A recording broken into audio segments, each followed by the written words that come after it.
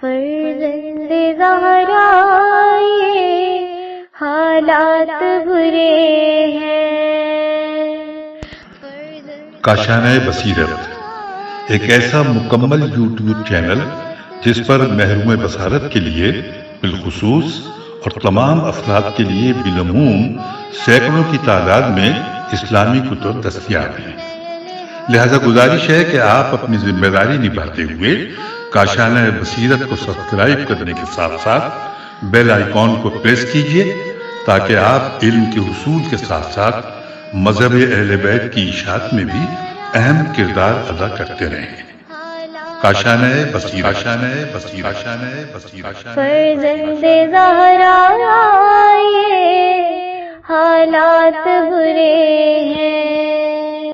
بسم اللہ الرحمن الرحیم۔ اب ہم کتاب تنزیل الامامیہ کے پارٹ نمبر 11 کا آغاز صفحہ نمبر 124 سے کر رہے ہیں۔ تیسرا باب، فصل اول، ابو بکر صاحب کے اسلام لانے کا اصل محرک۔ ہیڈنگ ہے مؤلف کا دوسرا شبہ اور اس کا جواب کا بقیہ حصہ۔ اس پر سیالوی صاحب نے 10 عدد تنقیحات قائم کی ہیں۔ ہم بفضلِ تعالیٰ ترتیب وار ان پر مختصر تبصرہ کرتے ہیں۔ نمبر 1، قابل توجہ امر یہ ہے کہ آیا قرآن مجید کے آیات صریحہ اور احادیث صحیحہ کے مقابل سیرت حلبیہ کی روایت سے خود ساختہ اور تراشیدہ مطلوب پیش کرنا کسی با اصول عالم دین بلکہ ایک مسلمان کے نزدیک قابل قبول ہو سکتا ہے؟ اس کا جواب واضح ہے کہ بے شک مؤلف نے سطور بالا میں 20 عدد آیات عام مہاجرین و انصار وغیرہم کے حق میں پیش کی ہیں، مگر کسی ایک میں بھی جناب ابو بکر صاحب کا نام نہیں ہے، اور یہ منطق اور اصول کا مسلمہ قاعدہ ہے کہ عام کو خاص پر 3 دلالتوں میں سے کوئی ایک دلالت بھی نہیں ہے، لہٰذا ایسی آیت پیش کرو جس میں خلیفۃ الصحاب کا نام ہو، یا کوئی صحیح السند حدیث پیش کرو جس میں جناب موصوف کی شان بیان کی گئی ہو۔ ان بھول بھلائیوں سے کچھ نہیں بنتا۔ نمبر 2، دلیل وہ ہونی چاہیے جو دعویٰ اور مدللوں کو مستلزم ہو، اور عقلا تحقیقی دلیل کے بعد مدلول کا متحقق نہ ہونا باطل ہوتا ہے۔ لیکن اس روایت میں اس طرح کا کوئی استلزام موجود نہیں ہے۔ یہ خبر سن کر حضرت ابو بکر ہو سکتا ہے خلوص سے ایمان لائے ہوں۔ تحفہ حسینیہ جلد نمبر 1 صفحہ نمبر 237۔ اس کا جواب بھی ظاہر ہے کہ دلالت کی 3 قسمیں ہیں۔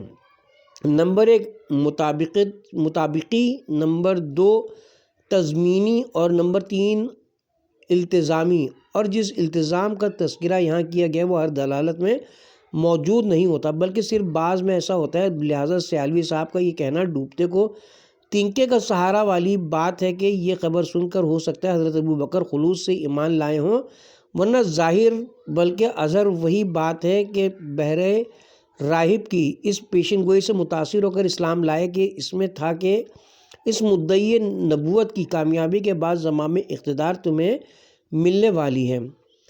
بحر راہب نے جو کچھ آپ کو بتلایا تھا اس میں نبی اکرم صلی اللہ علیہ وسلم کا نبی آخر الزماں ہونا بھی تھا۔ اگر آپ کو یہ بات سن کر اپنے وزیر و خلیفہ ہونے کا یقین آ گیا تھا تو آپ کی امت اور رسالت کا یقین کیوں کرنا ہوا؟ کتاب کا حوالہ تحفہ حسینیہ جلد نمبر 1 صفحہ نمبر 238۔ اس تنقیح کا جواب بھی روشن ہے کہ بحر راہب کی اس پیش گوئی میں جناب پیغمبر صلی اللہ علیہ وسلم کے نبی آخر الزماں ہونے کا کوئی تذکرہ نہیں ہے، بلکہ صرف یہ بیان ہے کہ ایک مدعی ہے نبوت اعلان نبوت کرے گا جسے پہلے بہت مشکلات کا سامنا کرنا پڑے گا، مگر آخر وہ اپنے مقصد میں کامیاب ہو جائے گا، یعنی اس کو اقتدار حاصل ہو جائے گا اور اس کے بعد وہ اقتدار تمہیں ملے گا۔ لہٰذا اس ساری پیشن گوئی میں بیت القصیدہ بات یہی تھی کہ اس مدعی نبوت کے بعد اقتدار آپ کو ملے گا، لہٰذا بموجب اس متوقع اقتدار کے طمع و لالچ میں جناب نے اظہار اسلام کیا اور حضرت صلی اللہ علیہ وسلم کے ساتھ رہے۔ خلاصہ یہ کہ دوسری بات صرف احتمالی ہے اور یہ بات یقینی ہے۔ نبی اکرم صلی اللہ علیہ وسلم ملک عرب کے مالک بن چکے ہوتے، آپ کے لیے حالات سازگار ہوتے تو پھر تو اس توہم کی کوئی گنجائش ہو سکتی تھی، مگر مکی زندگی کے 13 سال انتہائی پرآشوب تھے۔ پھر مدنی زندگی میں بھی جنگ بدر، جنگ احد صرف اس مہم امید پر کون برداشت کر سکتا ہے؟ کتاب کا حوالہ تحفہ حسینیہ جلد نمبر 1 صفحہ نمبر 239۔ قبل ازیں ہم اپنا مشاہدہ بیان کر چکے ہیں اور یہ سب کا مشاہدہ ہے کہ انتخابات کے دوران مستقبل کے سہانے خوابوں کی طرح لوگ کیا کیا پاپڑ بیلتے ہیں اور اپنے مستقبل کو سنوارنے کے لیے کیا کیا زحمتیں برداشت کرتے ہیں۔ اور یہاں تو امید بھی مہم نہیں تھی بلکہ اقتدار کا یقین تھا، کیونکہ خلیفہ صاحب کو بحر راہب کی اس پیش گوئی پر یقین تھا۔ تو اگر اس اقتدار کی خاطر کچھ چند روزہ شدائد جھیل لیے ہوں تو اس میں کیا جائے تعجب ہے۔ راہب نے جس وزارت اور خلافت کی خبر دی تھی وہ ذاتی رائے اور نجوم و رمل کے علم پر مبنی تھی یا اللہ تعالیٰ کی منزل کتب میں ازلی فیصلہ اور محیط علم غیب کی بنا پر تھی؟ کتاب کا حوالہ تحفہ حسینیہ جلد نمبر 1 صفحہ نمبر 239۔ اس تنقید کا جواب بھی واضح کہ یہ پیشگوئی خواہ بحر راہب کے علم نجوم اور رمل کی بنا پر ہو یا منزل کتابوں کی وجہ سے ہو، بہرحال یہ اس طرح کی پیشین گوئی ہے جس طرح یہ ہے کہ قیامت سے پہلے یاجوج ماجوج آئیں گے اور دجال خروج کرے گا، یہ ہوگا اور وہ ہوگا۔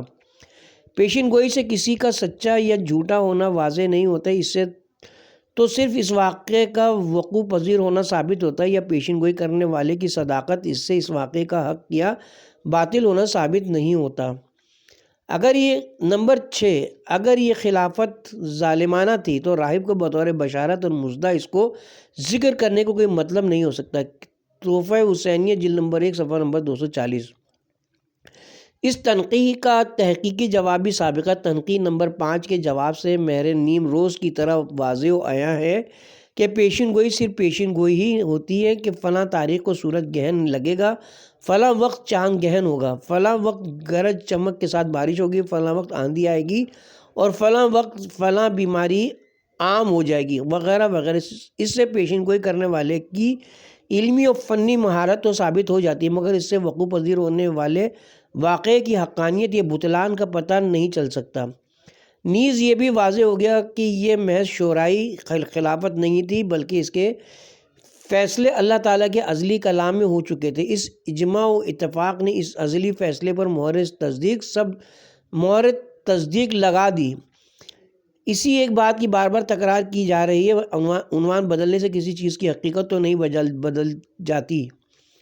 بحر راہب نے صرف یہ پیشین گوئی کی تھی کہ اس نے یہ وضاحت تو نہیں کی تھی کہ اس کی یہ پیشین گوئی اس کے علم نجوم و رمل کا نتیجہ ہے یا آسمانی کتب میں پڑھنے کا ثمرہ ہے، اور اگر کتب میں تھی تو یہ کوئی خدائی تقرری ہے یا صرف پیشین گوئی ہے۔ بھلا ایک عیسائی کا اسلامی خلافت سے کیا تعلق؟ اس میں صرف اقتدار کے حاصل ہونے کی پیشین گوئی ہے او بس۔ چلیے نمبر 8، چلیے ڈھکو صاحب آپ کے عادہ باطل کے مطابق ابو بکر صدیق کو تو یہ حرص اور لالچ تھا، لیکن لہٰذا مشکلات بھی برداشت کی اور بظاہر اسلام بھی لے آئے، مگر دوسرے مہاجرین اور انصار کو کس نے مجبور کیا تھا؟ کتاب کا حوالہ تحفہ حسینیہ جلد نمبر 1 صفحہ نمبر 241۔ جب بحث صرف سیالوی صاحب کے محبوب القلوب اصحاب ثلاثہ کے اسلام کی ہو رہی ہے تو غلط مبحث کرتے ہوئے آپ دوسرے مہاجرین و انصار کو اس میں کیوں گھسیٹ رہے ہیں، جبکہ ان کا اسلام محل بحث نہیں ہے؟ لہٰذا اس اصلی موضوع پر بحث کریں اور لایعنی اور غیر متعلقہ بحث میں ٹانگ نہ اڑائیں، اسی میں آپ کی سلامتی ہے۔ مہاجرین کا اخلاص قول باری تعالیٰ سے ظاہر ہے اور ان سب کے امام و پیشوا صدیق اکبر ٹھہرے تو ان کے اخلاص میں کیا شک و شبہ ہو سکتا ہے؟ کتاب کا حوالہ تحفہ حسینیہ جلد نمبر 1 صفحہ نمبر 242۔ اس تنقید کا جواب بھی واضح ہے، کیونکہ اس وقت نہ دوسرے مہاجرین و انصار کا اسلام و ایمان زیر بحث ہے اور نہ ان کا اخلاص و اثار۔ اس وقت موضوع سخن اصحاب ثلاثہ کا ایمان ہے اور ان میں سے بھی سردست خلیفہ اول کے اسلام پر گفتگو ہو رہی ہے، لہٰذا اس سے ادھر ادھر جانے کا کوئی فائدہ نہیں ہے۔ اور جہاں تک جناب ابو بکر صاحب کے ان کے امام و پیشوا ہونے کا تعلق ہے تو اولاً تو ان کا سب مہاجرین و انصار کا پیشوا ہونا غلط ہے، کیونکہ تاریخ اسلام شاہد ہے کہ بہت سے مہاجرین و انصار ان کی خلافت سے متفق نہیں تھے، اور ثانیاً اشتباہ ممکن ہوتا ہے کہ ایک آدمی امام النار کو امام الجنت سمجھ لیتا ہے، کیونکہ امام دو قسم کے ہوتے ہیں۔ راہب نے آپ کے خواب کی کہ چاند طلوع ہوا اور اس کا ایک ایک ٹکڑا مکہ شریف کے ہر گھر میں گرا۔ کتاب کا حوالہ تحفہ حسینیہ جلد نمبر 1 صفحہ نمبر 243۔ سیالوی صاحب بھرتی کی خاطر خیالی پلاؤ پکاتے جاتے ہیں 1 2 3 وغیرہ وغیرہ، اور آخر میں لکھتے ہیں مگر عقل و فکر کی کوئی بات بھی نہیں کی، بھلا خوابوں سے بھی اسلامی مسائل حل ہوتے ہیں جبکہ خواب بھی غیر معصوم کا ہو۔ یاد رکھیے کہ اللہ تعالیٰ کا دین خوابوں سے درست نہیں ہو سکتا۔ عموماً خواب خیال ہوتے ہیں اور خوابوں پر کوئی عمارت تعمیر کرنا عقل مندی کی دلیل نہیں ہے۔ ہم نے تنزیل امامیہ میں اسلام ابو بکر کے ضمن میں لکھا تھا کہ ابو بکر صاحب کی طرف اشارہ کرتے ہوئے حضرت رسول خدا صلی اللہ علیہ وسلم نے فرمایا کہ شرک تمہیں چیونٹی کی چال سے بھی زیادہ مخفی چلتا ہے۔ کتاب کا حوالہ در منصور جلد نمبر 4 صفحہ نمبر 54، کنز الاعمال جلد نمبر 2 صفحہ نمبر 161۔ بعض اوقات ایک اہم ہستی کی طرف روئے سخن کیا جاتا ہے لیکن مراد دوسرے ہوتے ہیں، جس طرح ارشاد باری تعالیٰ ہے، حالانکہ جس ذات مقدس نے کونین کی نعمتوں کو خاطر میں نہ لاتے ہوئے فقر و مسکنت کو اختیار فرمایا، یہاں مراد دوسرے لوگ ہیں اور یہی معاملہ حضرت ابو بکر کا ہے۔ نمبر 2، الشرک اختفی فیکم کا خطاب اگرچہ عام ہے لیکن کبھی عام سے عموماً والا معنی مراد نہیں ہوتا بلکہ بعض کا فعل ہوتا ہے۔ جس طرح بنی اسرائیل کا واقعہ بعض نے قتل کیا مگر نسبت سب کی طرف کرتے ہوئے اللہ تعالیٰ نے فرمایا لہٰذا قیامت تک پیدا ہونے والے لوگوں میں سے کوئی بھی اس شرک خفی میں مبتلا ہو تو آپ کا فرمان صادق ہو جائے گا۔ نمبر 3، خود حضرت علی علیہ السلام نے حضرت ابو بکر صدیق اور حضرت عمر کے اخلاص کی گواہی دیتے ہوئے فرمایا، شرح میسمی برہانی صفحہ نمبر 488۔ نمبر 4، شرک خفی کا نام ہے ریاکاری کا۔ شرک خفی نام ہے ریاکاری کا اور کبھی اس کی طرف توجہ نہیں دی جاتی اور وہ اندر ہی اندر ترقی کرتا رہتا ہے، لہٰذا طبیب روحانی نے زیر تربیت غلاموں کو اس کی اہمیت بتلانے کے لیے فرمایا کہ چیونٹی کی چال، لہٰذا اس سے ہوشیار رہنے کی ضرورت ہے۔ خود اسی روایت میں یہ تصریح موجود ہے کہ ابو بکر صدیق نے عرض کیا، حل شرک علی من جعل من اللہ علی الآخر، اور آخری دوسری روایت میں کہ ابو بکر صدیق نے عرض کیا، یعنی کیا شرک تو صرف یہ نہیں ہے کہ اللہ تعالیٰ کے ساتھ کسی کو الہ اور معبود مانا جائے، تو آپ نے فرمایا نہیں، وہ چیونٹی کی طرح صلاحیت کرتا ہے۔ شرک خفی ایمان کے منافی نہیں مگر کمال صدیق کے منافی ہے، کیونکہ وہ اتقیٰ ہیں اور مجموع بیان ہے کہ اتقیٰ بہت بڑا متقی حضرت ابو بکر ہیں۔ کتاب کا حوالہ تحفہ حسینیہ جلد نمبر 1 صفحہ نمبر 249۔ بیچارے سیالوی صاحب اپنے خلیفہ اول کی گرتی ہوئی پوزیشن کو سہارا دینے کے لیے ہاتھ پاؤں تو بہت مارتے ہیں مگر بگڑی ہے کچھ ایسی کہ بنائے نہیں بنتی۔ چنانچہ موصوف نے جس طرح اسلام ابو بکر کے بارے میں 10 عدد تنقیحات قائم کی تھیں جنہیں ہم نے بفضل تعالیٰ غرض حق سے ہبہ منصورہ کر دیا، اسی طرح یہاں اپنے خلیفہ کے دامن کو شرک جیسے ناقابل بخشش گناہ کی آلودگی سے صاف رکھنے کی خاطر 4 تنقیحیں قائم کی ہیں مگر سب بے سود ہیں۔ نمبر 1، اگر کسی ہستی کی عصمت و طہارت آیات قرآنیہ اور مسلمات عقلیہ سے ثابت ہو اور بظاہر کسی آیت یا روایت سے اس کی عصمت پر زد پڑتی ہو تو اس کی تعویل واجب ہوتی ہے، جیسے پیغمبر اسلام کے بارے میں وارد شدہ یہ آیت، مگر جناب خلیفہ صاحب کی تو وہ پوزیشن نہیں ہے، پھر یہاں کس بنیاد پر روایت کی تعویل کی جائے۔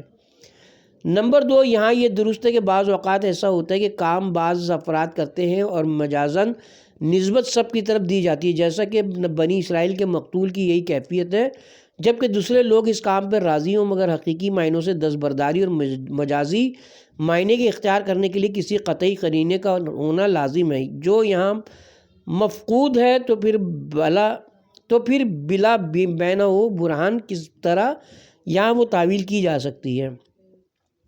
نمبر 3، خلیفہ صاحب کی جس فرضی فضیلت کی نسبت حضرت امیر علیہ السلام کی طرف دی گئی ہے وہ بالکل بے بنیاد ہے اور سیالوی صاحب کی دھوکہ دہی اور فریب کاری ہے، ورنہ یہ حقیقت ان کو بھی یقیناً معلوم ہوگی کہ نہج البلاغہ اور اس کی شرح میسم بحرانی میں حضرت علی اور معاویہ کی جو خط و کتابت درج ہے درج ہے، اس کی اصلیت کیا ہے؟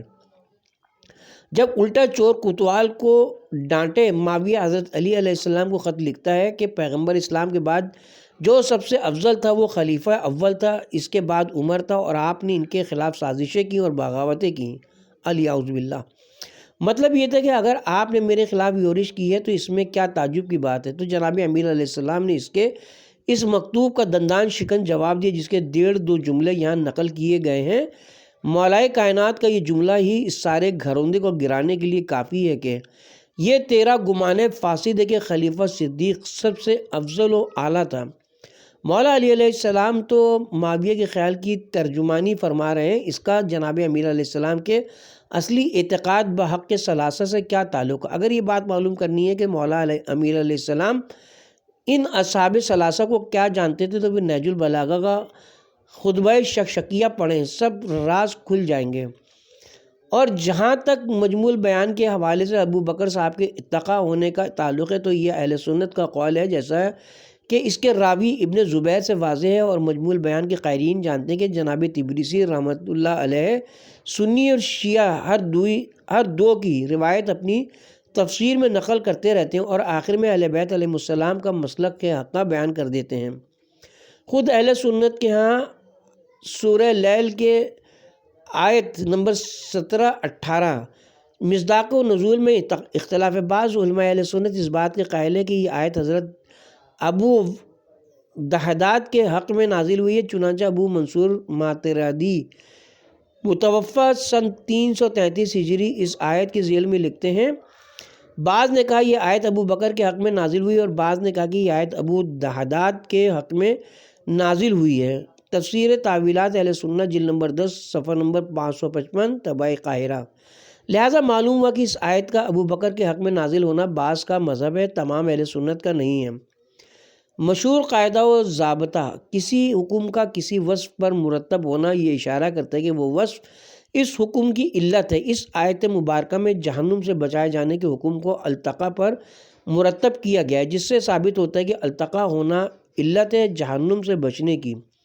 چونکہ ہر مومن کا التقا ہونا ممکنات میں سے ہے، یہ ابو بکر کا خاصہ نہیں ہے۔ اب ابو بکر کا التقا ثابت کرنا سیالوی صاحب پر فرض ہے، اور یہاں لفظ التقا اس میں تفضیل کے معنی میں نہیں بلکہ تقا جو صفت مشبہ کا صیغہ ہے کے معنی میں ہے۔ ملاحظہ ہو تفسیر نیشہ پوری جلد نمبر 6 صفحہ نمبر 512 طبع بیروت، تفسیر مدارک جلد نمبر 2 صفحہ نمبر 813، تفسیر سمرقندی جلد نمبر 3 صفحہ نمبر 590، تفسیر روح البیان جلد نمبر 4 صفحہ نمبر 661، اور تفسیر ابن جریر الطبری وغیرہ ہوں۔ اب رہی یہ بات کہ یہ شرک جلی تھی یا خفی، بہرحال اس حدیث اور اس جیسی دیگر حدیثوں سے ابو بکر صاحب کا شرک روز روشن کی طرح واضح و آشکار ہے، اور شرک ناقابل معافی جرم ہے اور ایمان کی ضد ہے، والحمدللہ۔ نمبر 1 تنزیل امامیہ، ہیڈنگ ہے اسلام عمر کی حقیقت۔ کتب سیر و تواریخ کی ورق گردانی سے معلوم ہوتا ہے کہ پیغمبر اسلام صلی اللہ علیہ وسلم کے اعلان نبوت کے 6 سال کے بعد عمر صاحب اسلامی دائرے میں داخل نہیں ہوئے، بلکہ اس اثنا میں مختلف طریقوں سے حضرت صلی اللہ علیہ وسلم کو اذیت پہنچاتے رہے، یہاں تک کہ ایک مرتبہ جب ابو جہل نے حضرت کو قتل کرنے پر 1000 سرخ و سیاہ اونٹ اور 1000 اوقیہ چاندی دینے کا اعلان کیا تو عمر صاحب قتل رسول کے ارادے سے شمشیر بکف ہو کر رسول خدا کو قتل کرنے کے بد ارادے سے روانہ ہوئے، اور جب اسی حال میں بارگاہ نبوی میں پہنچی تو حضرت باہر تشریف لائے اور عمر صاحب کے دامن اور برہنہ تلوار کو جھنجھوڑ کر فرمایا، اے عمر، معلوم ہوتا ہے کہ تم اس وقت تک ان حرکات سے باز نہیں آؤ گے جب تک تمہارے متعلق خدا ذلت و رسوائی کی وہی باتیں نازل نہ کر دے جو اس نے ولید بن مغیرہ کے متعلق نازل کی ہیں۔ یہ دھمکی سن کر عمر نے کلمہ شہادتین زبان پر جاری کیا۔ ملاحظہ و تاریخ الخلفاء صفحہ نمبر 75-76، سوائق محرقم صفحہ نمبر 55، شرح نہج البلاغہ حدیدی جلد نمبر 2 صفحہ نمبر 51 وغیرہ۔ اب اگر یہ معلوم کرنا ہو کہ ولید کے بارے میں کون سی آیت اتری تھی جس آیت کے اترنے کی عمر صاحب کو دھمکی دی گئی تو سورہ نون کی یہ آیت پڑھیں، 12 نمبر 29۔ اس آیت کا ترجمہ یہ ہے، اور تم کسی ایسے ناپکار کے کہنے میں نہ آ جانا جو بہت قسمیں کھاتا ہے اور آبرو باغتا ہے، لوگوں پر آوازیں کستا ہے، ادھر کی ادھر ادھر کی ادھر چغلیاں لگاتا پھرتا ہے۔ ان ایوب کے علاوہ بد اصل بھی ہے۔ ترجمہ مولوی نذیر احمد دہلوی۔ ہیڈنگ ہے لمحہ فکریہ۔ یہ تو درست ہے کہ عمر صاحب کے ظاہری کلمہ پڑھنے سے وہ آیت نہ اتری جس کی رسول خدا صلی اللہ علیہ وسلم نے دھمکی دی تھی، مگر صاحبان عقل و دانش کے لیے لمحہ فکریہ ہے کہ آیا اس کلمہ پڑھنے سے ولید بن مغیرہ کے ساتھ مشابہت کے اسباب بھی بدل گئے تھے یا بدستور قائم تھے۔ صلاح عام ہے یاران نقطہ داں کے لیے۔ نمبر 2، اس پر سیالوی صاحب کی تنقید۔ نمبر 1، ڈھکو صاحب نے حضرت عمر بن خطاب کی شان اقدس میں گستاخی اور آپ کی ایمان و اخلاص کا انکار کرنے کے لیے جس روایت کا سہارا لیا، اس کے استدلال کا نچوڑ یہ کہ چونکہ سرور عالم نے آپ کو ولید بن مغیرہ کے انجام سے ڈرایا ہے، سبحان اللہ، قرآن و سنت کے دلائل کے مقابل ایسی دلیل نبی اکرم صلی اللہ علیہ وسلم کی وحی سنانے پر لایا ہوا ایمان، اس کو دوبارہ پڑھتے ہیں، نبی اکرم صلی اللہ علیہ وسلم کی وعید سنانے پر لایا ہوا ایمان قابل اعتماد نہیں تو کفر و شرک کی صورت میں جہنم کی دہکتی آگ کا ایندھن بننا اور ہمیشہ کے لیے اس میں رہنا قرآن میں جا بجا موجود ہے، لہٰذا اس دلیل کے تحت کسی کا ایمان بھی قابل قبول نہیں ہوگا۔ نمبر 2، علامہ ڈھکو صاحب نے اسلاف کی اتباع میں یہاں بھی تحریف کا حق ادا کر دیا۔ حقیقت یہ کہ حضرت عمر جب بارگاہ رسالت میں حاضر ہوئے، اس سے پہلے اپنے سابقہ ارادے سے توبہ کر چکے تھے اور اپنی بہن اور بہنوئی سے قرآن مجید کی آیات سن کر اور صحیفے میں پڑھ کر اسلام کی طرف راغب ہو چکے تھے، لہٰذا اس میں جبر و اکراہ کا کیا دخل ہو سکتا تھا۔ نمبر 3، نبی اکرم صلی اللہ علیہ وسلم نے نہ صرف ان کلمات پر اکتفا نہیں کیا جو ڈھکو صاحب نے ذکر کیے ہیں، بلکہ اس کے آخری حصے کے الفاظ یوں ہیں۔ شرح حدیدی جلد نمبر 1 صفحہ نمبر 177۔ جناب کا بیان ہے کہ آج آپ صلی اللہ علیہ وسلم ساری رات یہی دعا فرماتے رہے، اے اللہ اسلام کو عمر بن خطاب یا عمرو بن حشام کے ذریعے عزت عطا فرما۔ غور کیجئے، روایت کا ابتدائی حصہ بھی عظمت عمر بن خطاب کی دلیل اور آخری حصہ بھی، مگر ڈھکو صاحب اس کو تو شیر مادر سمجھ کر ہضم کر گئے۔ نمبر 4، ڈھکو صاحب کا عقیدہ ہے کہ چونکہ سرور عالم نے ولید بن مغیرہ کے انجام بس سے آپ کو ڈرایا لہذا لازماً جو حقیقت با اعتبار نسبت اس کی تھی آپ کی بھی وہی تھی، مگر یہ فیصلہ نبی اکرم صلی اللہ علیہ وسلم کو کرنا تھا کہ ایسے شخص کو سوسر کیوں بناؤں۔ نمبر 5، علاوہ ازیں کوئی اس مدعی علم بلکہ دعویدار اجتہاد سے دریافت کرے کہ کیا تشبیہ جمع امور میں اشتراک اور مساوات کو مستلزم ہوتی ہے؟ آخر کسی کی عداوت میں یوں بے ہوش اور بدحواس نہیں ہونا چاہیے۔ نمبر 6، پھر شارح حدیدی نے اس روایت کو بلا سند اور بلا حوالہ نقل کیا، جبکہ اس کی باحوالہ روایت بھی معتبر نہیں ہوتی، وہ پکا خبیث تھا۔ کتب اہل سنت میں صرف یہ ہے یا پھر مروی ہے۔ نمبر 7، نبی اکرم صلی اللہ علیہ وسلم نے دھمکی دے کر حضرت عمر سے جو کلمہ پڑھوایا تھا، اسی طرح ابو لہب اور ابو جہل سے کیوں نہ پڑھوا لیا۔ نمبر 8، نبی اکرم صلی اللہ علیہ وسلم نے اس دھمکی اور تہدید و تشدید کے ذریعے پڑھائے ہوئے کلمے کو حضرت عمر سے قبول کیا یا نہ، یا اس کو دوبارہ پڑھتے ہیں، پڑھائے ہوئے کلمے کو حضرت عمر سے قبول کیا یا نہ، اور اس پر خوشی کا اظہار کیا یا نہ۔ دار ارقم میں نعرے تکبیر بلند تو اسی عمر کے اسلام پر ہوا اور جبرائیل امین نے بھی اسی اسلام پر آ کر بشارت دی۔ نمبر 9، ڈھکو صاحب کہتے ہیں کہ آپ 6 سال بعد اسلام لائے تو کیا 6 سال بعد والا اسلام قابل قبول نہیں ہے؟ الغرض ڈھکو صاحب کا اس روایت کو پیش کرنا نہ عقلاً درست ہے، نہ نقلاً درست ہے، اور نہ ہی کسی طرح اس میں اس کے قلبی غیظ و غضب کے لیے سامان تسکین ہے۔ کتاب کا حوالہ تحفہ حسینیہ جلد نمبر 1 صفحہ نمبر 250-256۔ نمبر 3، اس پر ہمارا تبصرہ۔ آپ ہی اپنے جور و جفا پر ذرا غور کریں، ہم اگر عرض کریں گے تو شکایت ہوگی۔ جس شوقیانہ اور جاہلانہ انداز میں سیالوی صاحب نے ہماری ذات پر جلی اور خفی حملے کیے ہیں، اور جس طرح تنابز بالا لقاب کا القاب کا مظاہرہ کیا، تنابز بالا القاب کا مظاہرہ کیا، ہم اس کا ترقی با ترقی جواب دینے کے بجائے بموجب ارشاد قدرت اس کی اس روش کو نظر انداز کرتے ہوئے اور اسلامی اخلاق عالیہ کا مظاہرہ کرتے ہوئے اصل حقیقت کو پیش کرنے اور ان کا دفاع کرنے پر اکتفا کریں گے، اور سیالوی صاحب کی ناگانا تنقیحات کا مدلل و مکمل جواب مگر بڑے اختصار کے ساتھ پیش کریں گے انشاءاللہ۔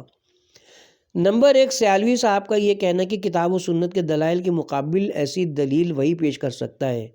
کون سی کتاب اور کون سی سنت، کون سی آیت یا کون سی صحیح روایت حضرت جناب عمر کے حق میں وارد ہوئی ہے، ذرا اس کی نشاندہی تو فرما دیجئے۔ عام مہاجرین و انصار کے حق میں وارد شدہ آیات اور روایات سے کام نہیں چلے گا، کیونکہ عام کی خاص پر کوئی دلالت نہیں ہوتی۔ یہ مسلمہ حقیقت ہے، یہاں حضرت صلی اللہ علیہ وسلم کے کسی کے اسلام کو قبول کرنے یا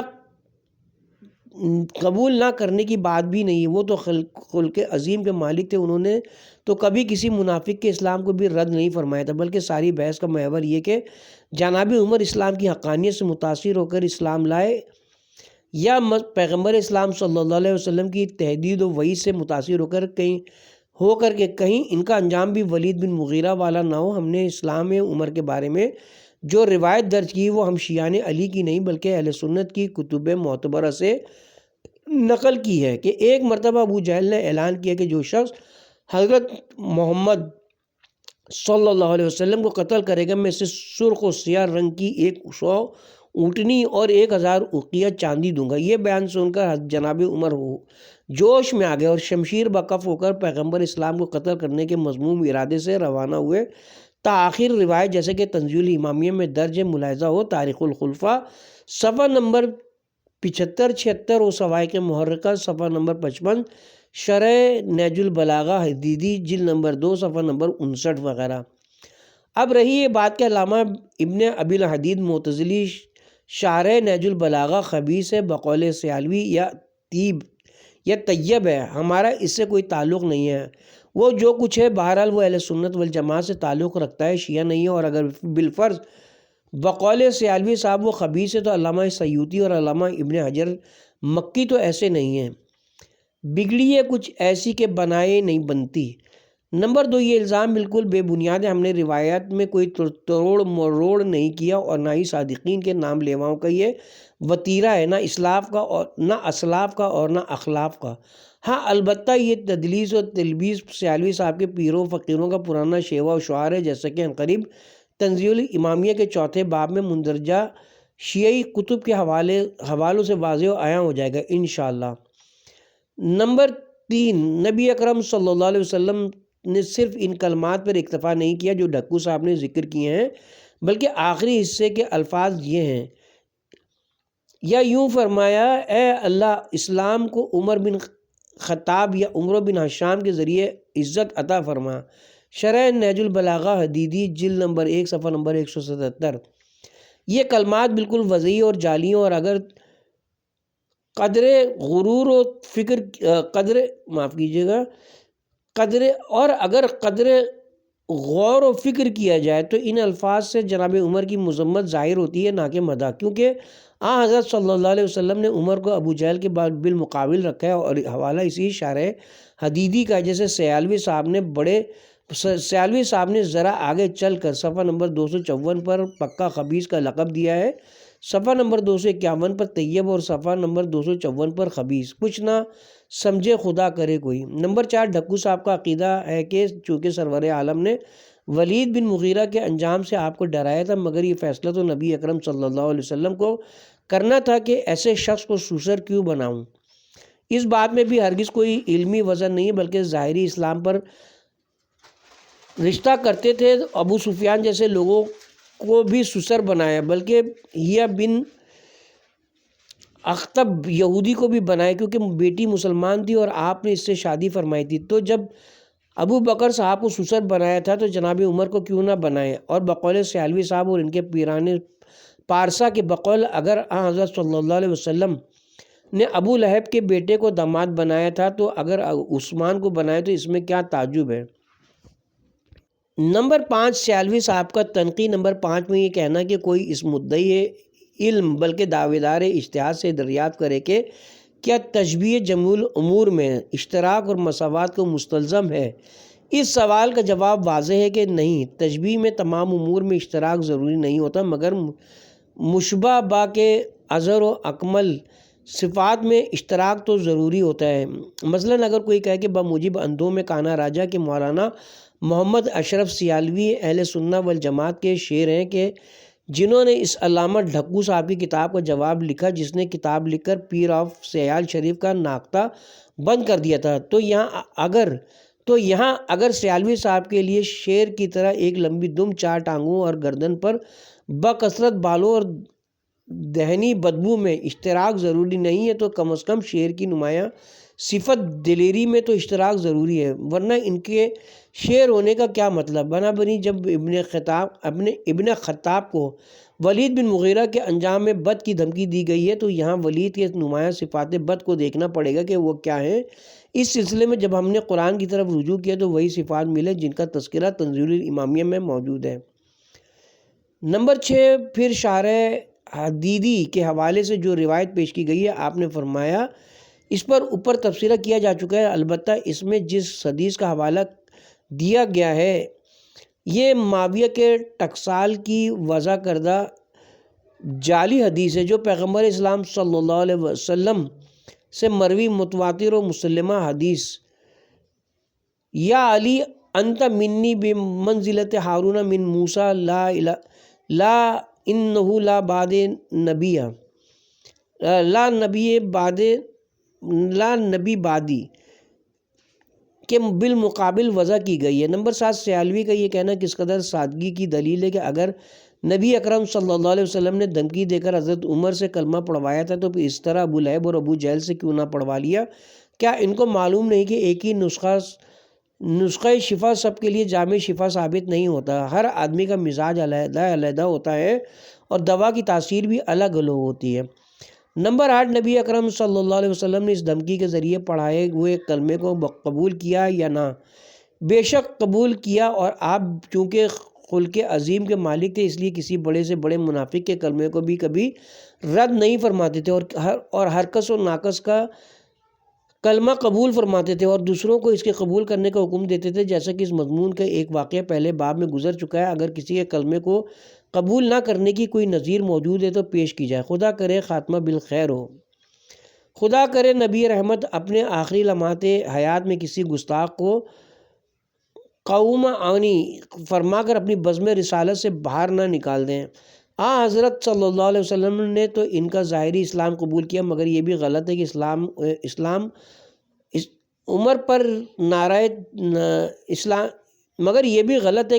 عمر پر نعرہ ہائے تکبیر بلند ہوئے اور اہل آسمان خوش ہوئے اور جبرائیل نے آ کر بشارت دی، سچ ہے، بڑھا بھی دیتے ہیں کچھ زیب داستاں کے لیے۔